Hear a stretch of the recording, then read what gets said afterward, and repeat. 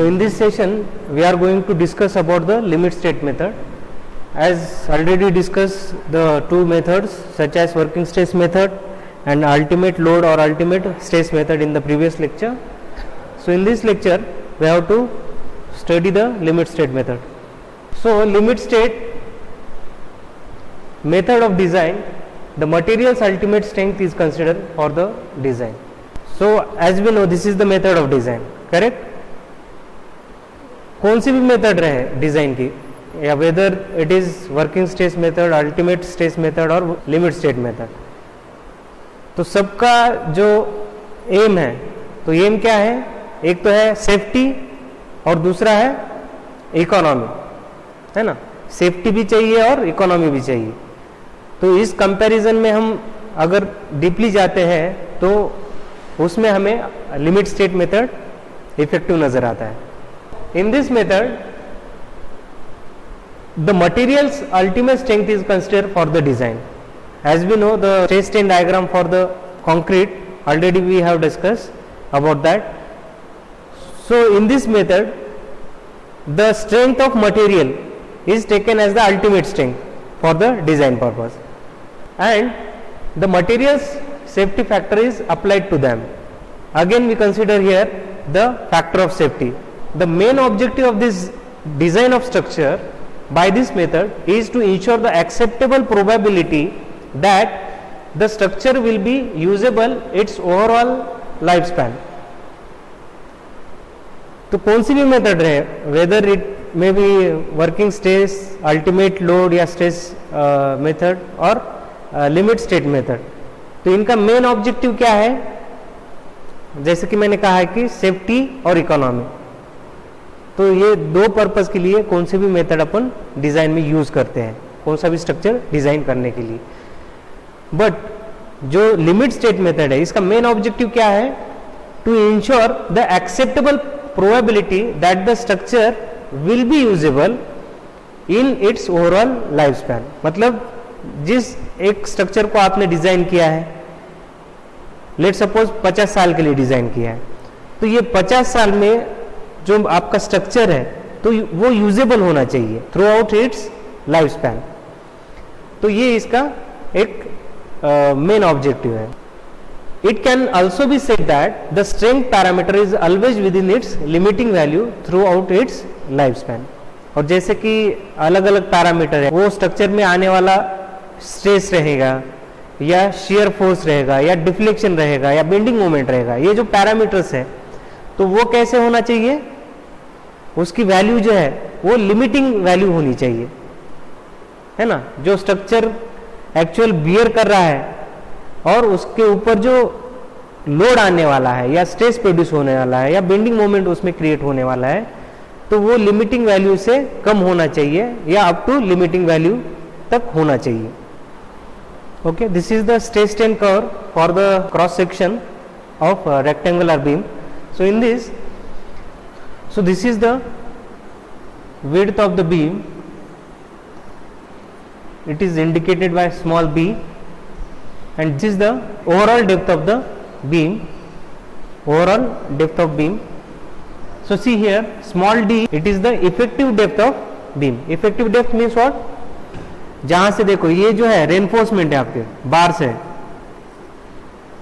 तो ये रेनफोर्समेंट के जो सेंटर लाइन पास करके extreme fibre, top extreme fibre से जो डिस्टेंस आता है up to centre of this reinforcement, that is the effective depth of beam. So this is the cross section. Again see, so this is the strain diagram for the rectangular beam.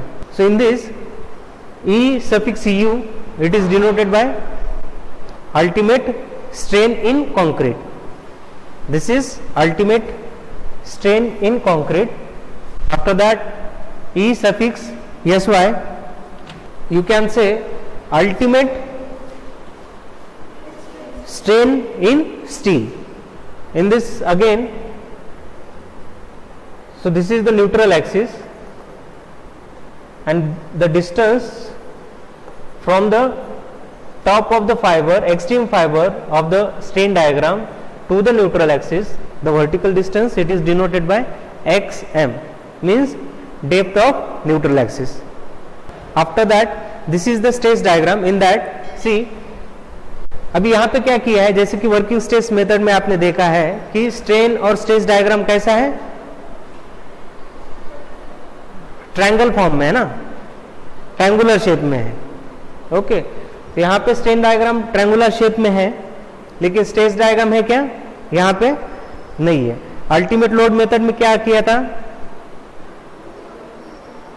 Stress diagram कैसा था वहां पे,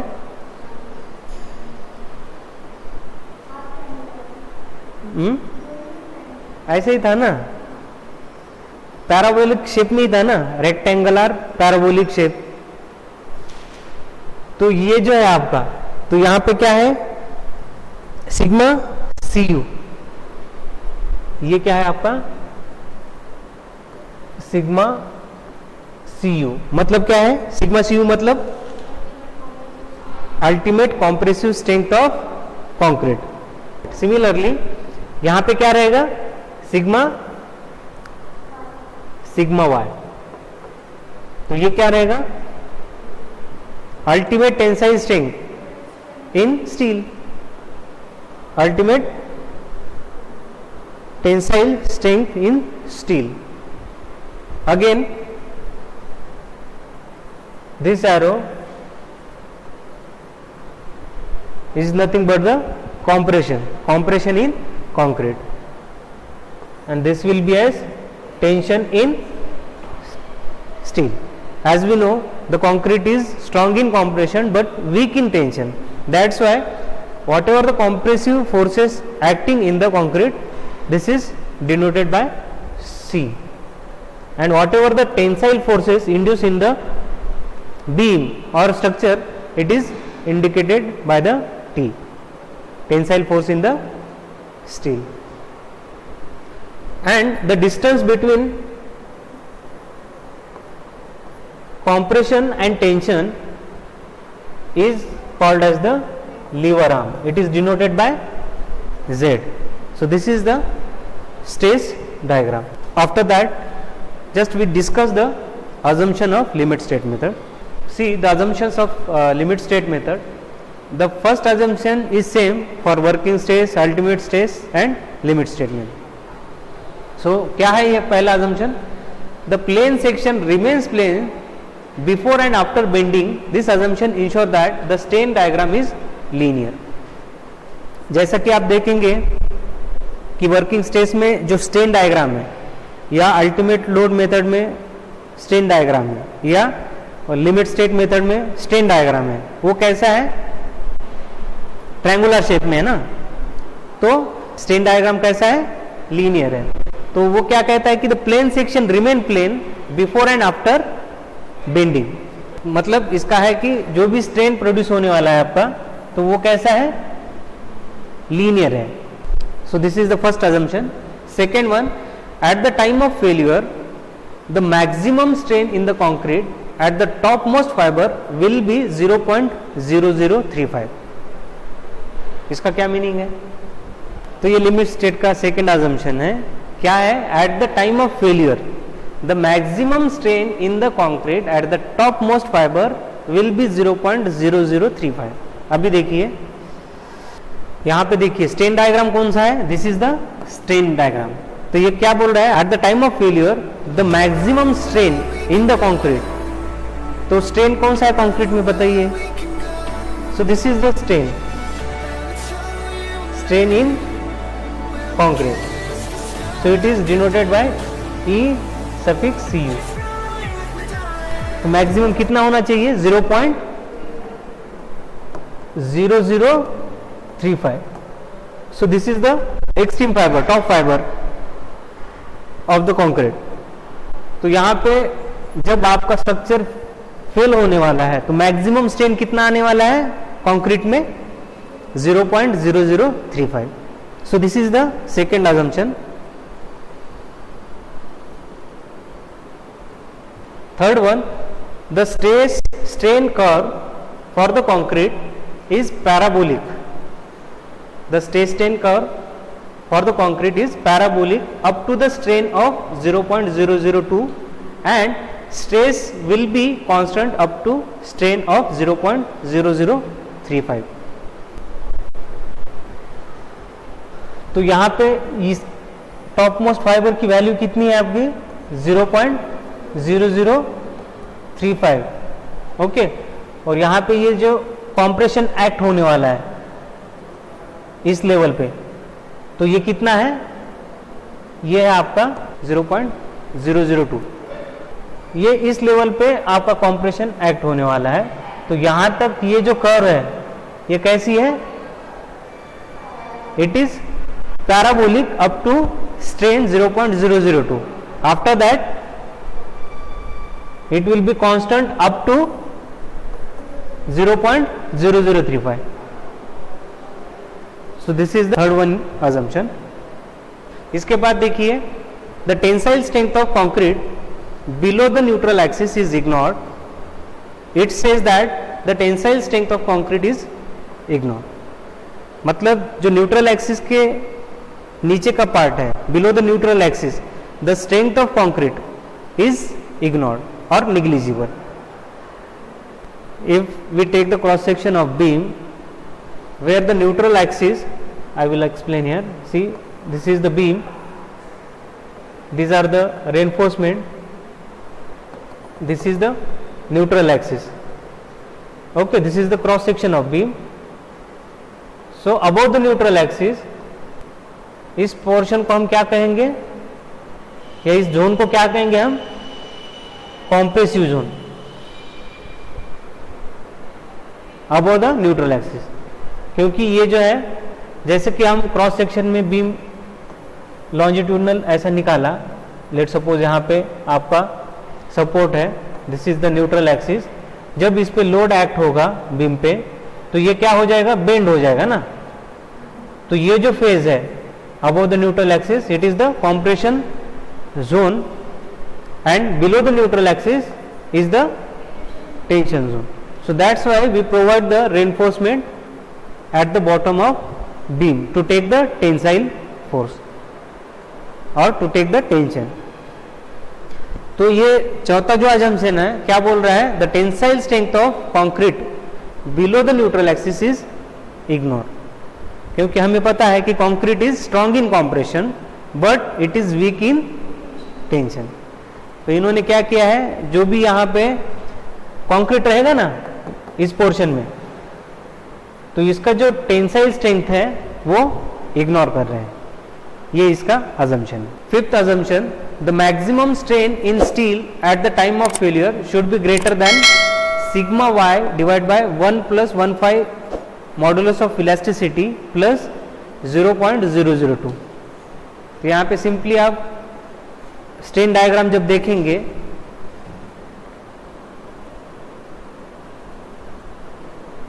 तो ये कितना है, it should not be greater then, ये strain किस में प्रोड्यूस होने वाला है, स्टील में. जैसे कंक्रीट में कितना था strain at the time of failure, 0.0035. It is the maximum strain at the time of failure. Similarly maximum strain in steel at the time of failure should be greater than, कितना है वो, sigma Y divide by 1 + 1/5 ES plus 0.002. तो ये strength जो है, तो ये कितना होना चाहिए आपका, ये जो स्ट्रेन है तो वो होना चाहिए sigma Y divide by 1 + 1/5 ES plus 0.002. तो इतना स्ट्रेन होना चाहिए in case of steel at the time of failure. And last one, the safety factor for the concrete is 1.5 and the partial safety factor for steel is considered 1.15 for the designing concrete structure. So we are going to just overview about the advantage of this method over the other methods. So first advantage क्या है इसका, limit state method का, designing structure with the limit state method is economical over the working stress method. तो यहाँ पे comparison किया है working stress method के साथ.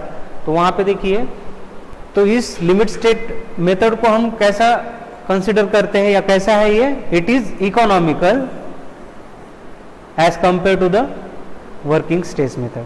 ऐसा क्यों है, इकोनॉमिकल क्यों कहा जाता है?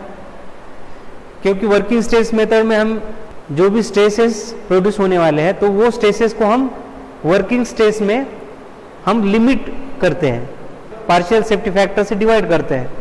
मतलब वो जो मटेरियल की एक्चुअल स्ट्रेंथ है वो नियर अबाउट 33% रिड्यूस करते हैं in case of working stress method. वैसे ही अल्टीमेट स्ट्रेस मेथड में आप अगर मटेरियल का स्ट्रेंथ कैसा लेते हो, अल्टीमेट स्ट्रेंथ लेते हो मटेरियल की, तो इलास्टिक पॉइंट से अल्टीमेट पॉइंट तक ये जो मार्जिन है वो यूटिलाइज करते हैं हम लिमिट स्टेट मेथड में. तो इसीलिए ये लिमिट स्टेट मेथड जो है वो कैसा है, इकोनॉमिकल है as compare to working stress method. So this is the first advantage. After that this method consider the materials ultimate strength. तो ये मेथड में हम क्या लेते हैं, अल्टीमेट स्ट्रेंथ लेते हैं. किसकी, मटेरियल की, जो कि आप वर्किंग स्ट्रेस में वर्किंग लोड या सर्विस लोड कंसिडर करते हैं. So hence it utilise the full strength of material. तो लिमिट स्टेट मेथड में मटेरियल की जो फुल स्ट्रेंथ है वो आप यूटिलाइज करते हो. So this is the second advantage. After that cross sectional dimensions through this design method are lesser than that of the working stress method. पहला advantage है आपका, work limit state method is economical. Economical क्यों है, क्योंकि जो cross section है या dimensions है वो इंक्रीज हो जाते हैं in case of working stress method. But यहाँ पे आप मटेरियल का अल्टीमेट स्ट्रेंथ कंसिडर करते हैं, यूटिलाइज करते हैं, तो उसकी वजह से क्या हो जाएगा, फिर आपके क्रॉस सेक्शनल डायमेंशन भी क्या हो जाएंगे, रिड्यूस हो जाएंगे as compare to working stress method. Cross sectional dimensions through the design methods are lesser. तो उसके डायमेंशन फिर क्या हो जाएंगे, लेस हो जाएंगे in case of limit state method.